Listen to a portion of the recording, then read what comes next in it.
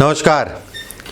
शनि का राशि का परिवर्तन पे आज हम लोग बात करेंगे। न्याय, अधिकार, कर्म, सेवा, राजाओं के समान जीवन, या फिर ऐसे भी समझ सकते हैं राजा को रंग और रंग को राजा बनाने वाला ग्रह शनि अपनी राशि का परिवर्तन करने जा रहा है 29 मार्च 2025 को।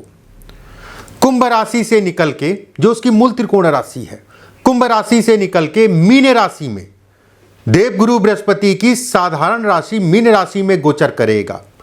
क्या प्रभाव होगा मेष से लेकर मीन तक, सभी राशियों के बारे में एक एक वीडियो में बताऊंगा।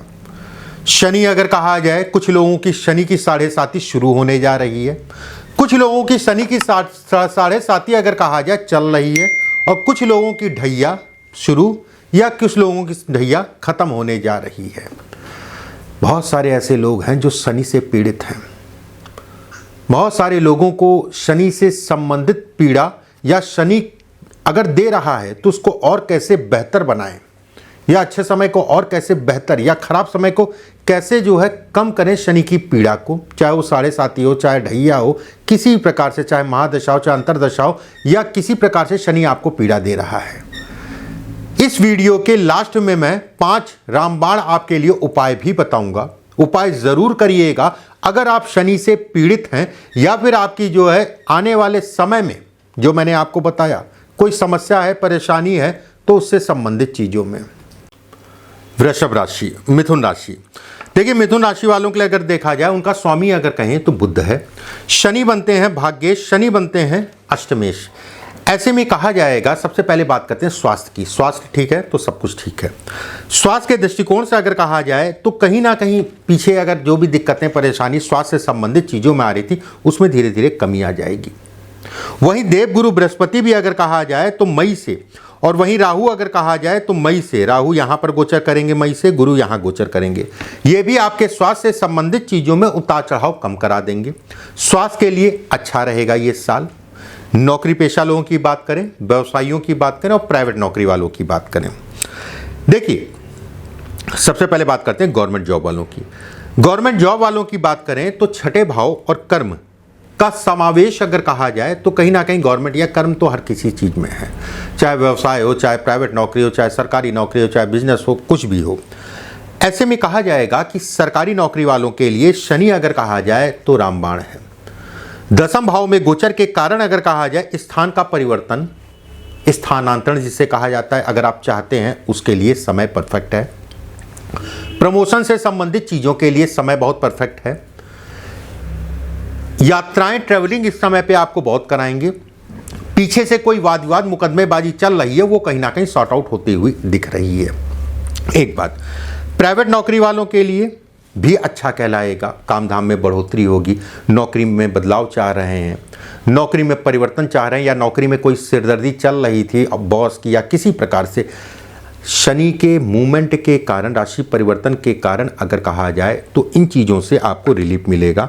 वहीं व्यवसायियों की अगर मैं बात करूं, व्यवसायियों की अगर मैं बात करूं, शनि व्यवसाय के भाव में गोचर कर रहे हैं। शुरुआती अगर कहा जाए तो मार्च, अप्रैल, मई, ये 3 महीने आपको थोड़ा सावधानी से निकालने हैं। ऐसा नहीं है कि 3 महीने में नुकसान, देखिए जल्दबाजी मत करिएगा। एक बात, थोड़ा सा धैर्य से, तसल्ली से चलिएगा। ये साल, पूरा ही साल आपके लिए बेहद अच्छा कहलाएगा शनि के मूवमेंट के कारण, लेकिन ये 3 महीने का पीरियड सावधानी बरतनी है। वहीं देवगुरु बृहस्पति यहाँ पर गोचर के कारण अगर कहा जाए तो बहुत सारी दिक्कतें आपकी कम भी कर देंगे, उसमें भी कहीं कोई दो राय नहीं है। राहु अगर कहा जाए इस जगह पे गोचर के कारण अगर कहें तो गुरु के बल को बढ़ाएंगे। दिक्कतें जो शनि थोड़ा मोड़ा 2-3 महीने देंगे, उसके बल को गुरु कम करेंगे, और राहु अगर कहा जाए तो गुरु के बलों को बढ़ाएगा, जिससे दिक्कतें और कम करेगा। तो बहुत ज़्यादा घबराने वाली बात नहीं है। कुछ नई प्लानिंग की तरह आप बढ़ेंगे, और वो प्लानिंग आपकी बनेगी। विदेश से संबंधित काम, विदेश से संबंधित धन, विदेश यात्रा के लिए भी ये साल बेहद अच्छा कहलाएगा। बच्चों के एडमिशन के लिए भी ये साल बहुत अच्छा कहलाएगा। सबसे बड़ी बात है, बहुत सारे ऐसे लोग होंगे जिनका विवाह नहीं हो पा रहा है, तय समय आ गया, मैं बिल्कुल ये कहूँगा कि समय आ गया, आप तैयारी करिए, परमात्मा चाहेगा तो 100% आपका विवाह होने के लिए तैयार है। कुछ लोगों का विवाह अगर कहा जाए तो 30 साल हो गए, 35 साल हो गए, 40 साल, ये समय आ गया। अब यहाँ पर देवगुरु बृहस्पति, यहाँ पर अगर कहा जाए शनि, कैसे विवाह आपका नहीं होगा, मुझे कोई ऐसा जो है इसमें संशय नहीं दिख रहा है। विवाह के लिए परफेक्ट समय, वैवाहिक जीवन के लिए परफेक्ट समय, विवाह से संबंधित कोई बाधा, कोई तनाव या फिर कह लीजिए कोई मुकदमेबाजी चल रही तो उसमें सफलता, इन सभी चीज़ों के लिए ये शनि का राशि का परिवर्तन बेहद अच्छा है। लेकिन वहीं ये भी कहा जाएगा कि वाहन गाड़ी आराम से चलाइए।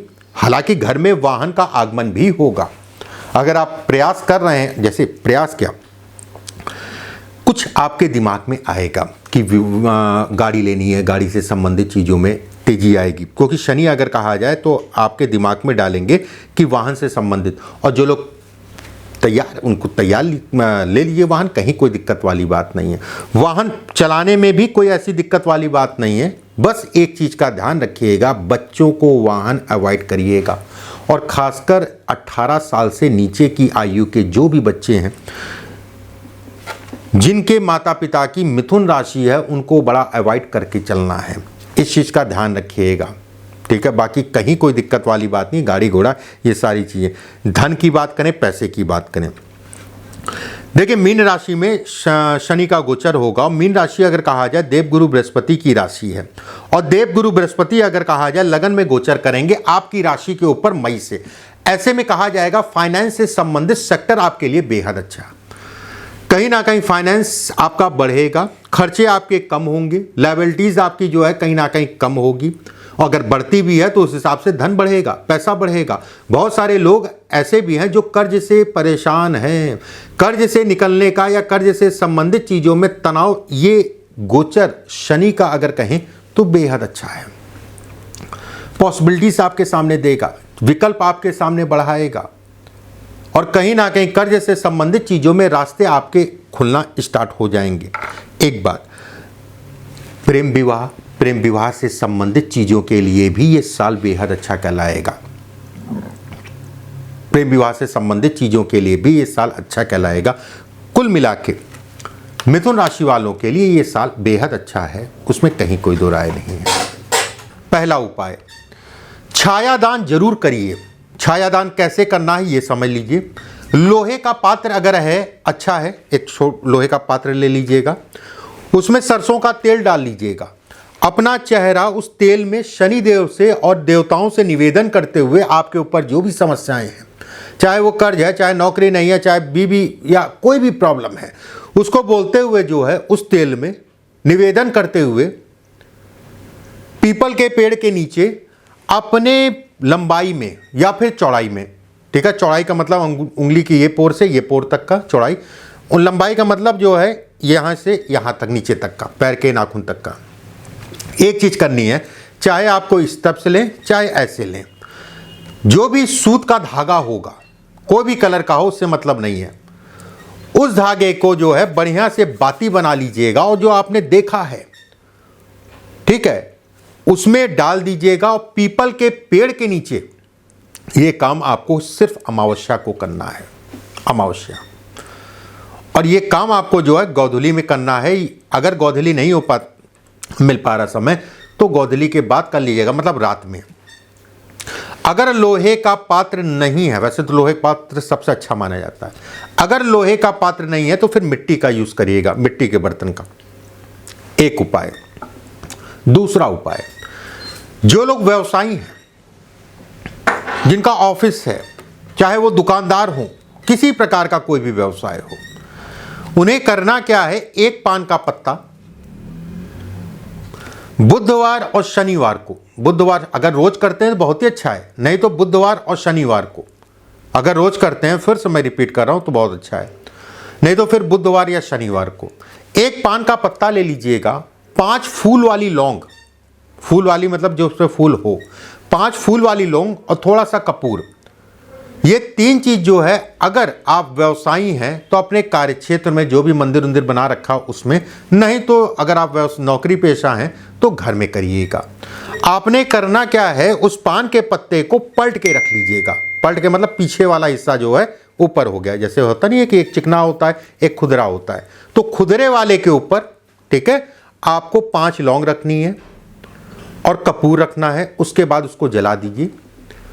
जलाने के बाद जहां तक वो जलेगा, ठीक है, कोई बात नहीं है, पूरा पत्ता नहीं जलाने की ज़रूरत है, बस उतना जितना दूर जल गया वो नीचे गिर जाएगा। जलने के बाद उसको पीस लीजिएगा, उसका तिलक लगाना स्टार्ट कर दीजिए। हर दिन करते हैं बहुत अच्छा है, नहीं तो बुधवार और शनिवार को ये काम करना शुरू कर दीजिए। तीसरा उपाय, बहुत अच्छे उपाय मैं बता रहा हूँ, कर जरूर लीजिएगा। सुंदरकांड का पाठ शनिवार और मंगलवार को शाम के समय शुरू कर दीजिए। हनुमान जी, वैसे तो शनि शिव से भी प्रसन्न होते हैं, लेकिन हनुमान जी से अद्भुत है। मंगल शनिवार को हनुमान जी की पूजा जो है करना शुरू कर दीजिए। चिड़ियों का दाना एक पात्र ले लीजिए, मिट्टी का कोई भी पात्र हो, उसको अपनी छत पे या कहीं पे भी जो है पूरब और उत्तर दिशा में जो है रखना शुरू कर दीजिए। 1 दिन 2 दिन जैसे भी आपको समय मिले, 2 दिन में जो है उसमें दाने डाल दिया या 3 दिन में डाल दिया, ठीक है। बहुत ज़्यादा लेट मत करिएगा, 1 दिन 2 दिन 3 दिन बस दाना डाल दिया, अपना चल रहा है, 2 दिन खाया, फिर आपने डाल दिया, फिर चल रहा है, फिर 2 दिन खाया, आपने डाल दिया। शनिवार के दिन आपको महामृत्युंजय का जाप करना आपके लिए रामबाण होगा। शनिवार के दिन महामृत्युंजय का जाप करना आपके लिए रामबाण होगा। महामृत्युंजय का जाप शनिवार के दिन करना स्टार्ट कर दीजिए। ये उपाय करके देखिए।